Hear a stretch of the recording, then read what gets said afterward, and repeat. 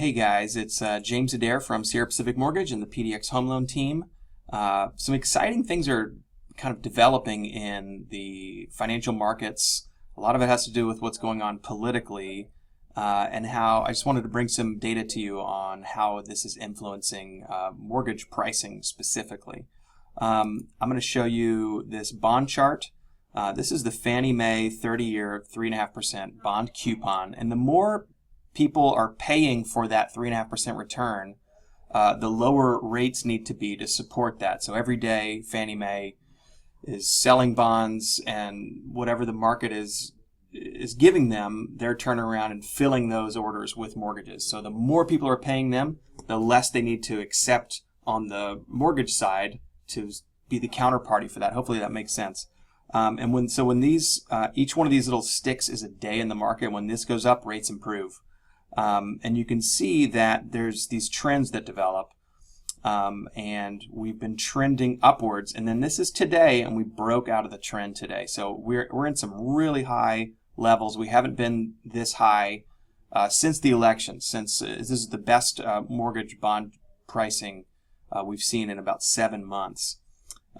So what that means is, and this is kind of a critical juncture right here. I'd like to see us close closer to this line, and then we could continue on. But another positive thing is this little dotted line I put in here. That's what we call the 200-day moving average. So we're still above that.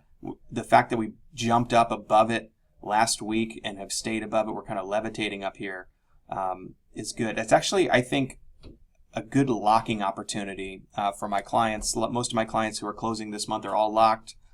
We locked, in this space, and a lot of my clients locked over here before we saw this kind of developing. So these were some good locking opportunities. I kind of wait to see those cresting waves, and whenever we're kind of up in that levitation mode, I just look at my list of active loans and see who I can lock if it's a good locking opportunity. But I think that anyway, I just wanted to let you guys know that there is some interesting financial action developing here. And here's, I zoomed the chart out so you can see this is back November, and this is where we were prior to the election. This is actually election day here, so you can see just how much of a paradigm shift that was for the markets, if you remember. This is about a 6-week horror show in the market here, as far as really just giving up a lot of everyone's just reshuffling their positions in the bond market, and we saw a huge increase, rapid increase in mortgage pricing at that time, and we kind of recovered right around the New Year's, but then it was very volatile, and we had another little scare here in late March. But since then we've steadily kind of climbed out and built it back up to this territory here. So we're back to where we were. If this is election day, Tuesday, Wednesday, Thursday, Friday, we're back to about where we were only a week after the election. So I'm feeling like we have maybe come out of this, and I'll show you why this is happening. A lot of it still has to do with politics. The reason why the market shifted so much is that once the traders realized that we were going to have an all-Republican Congress and a Republican presidential executive administration, we were probably going to pass corporate tax reform, right? And I had someone share with me that corporate tax reform was going to create potentially a 30% immediate improvement to the bottom lines of the top 500 companies in the United States.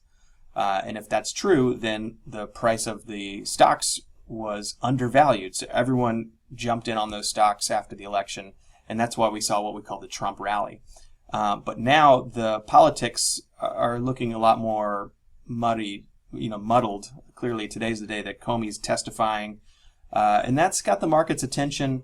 It hasn't moved the markets very much. The Comey piece hasn't really directly influenced mortgage rates yet, but it could still. I mean, anything that puts Trump in jeopardy is basically pretty good for bonds. It's bad for the stock market, arguably bad for the United States. I mean, just to have that much drama and dysfunction at that level, it's just not good. But it will show up in the bond market.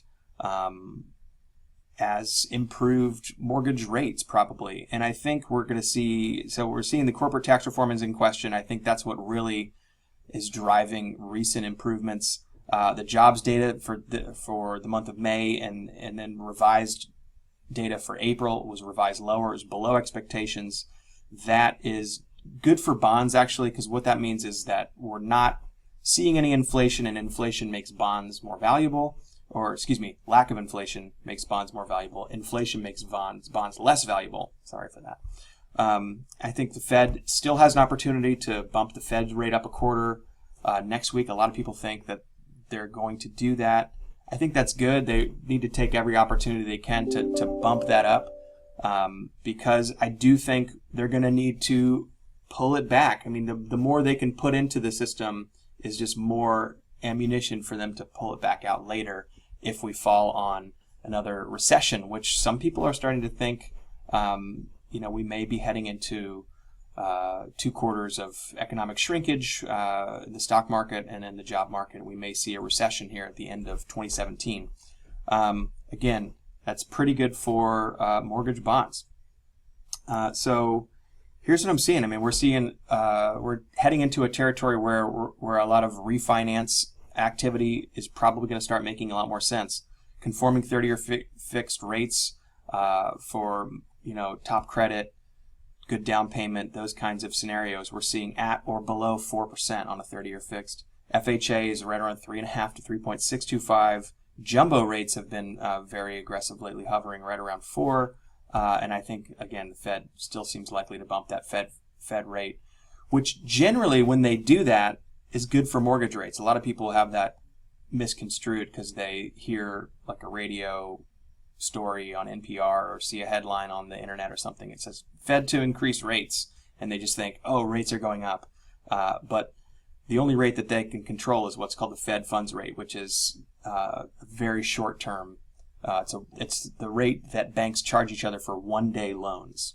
So that's not a 30-year mortgage. It's not mortgage rates. And oftentimes, the immediate impact of Fed raising rates is the bond market improving because it brings a lot of clarity to the bond market. And once it happens, a lot of money will come off on the sidelines on the days leading up to the Fed day. And then once the decision's made, the money pours back into the bond market, which brings the price up, which brings rates down. So I've seen that happen over and over and over again.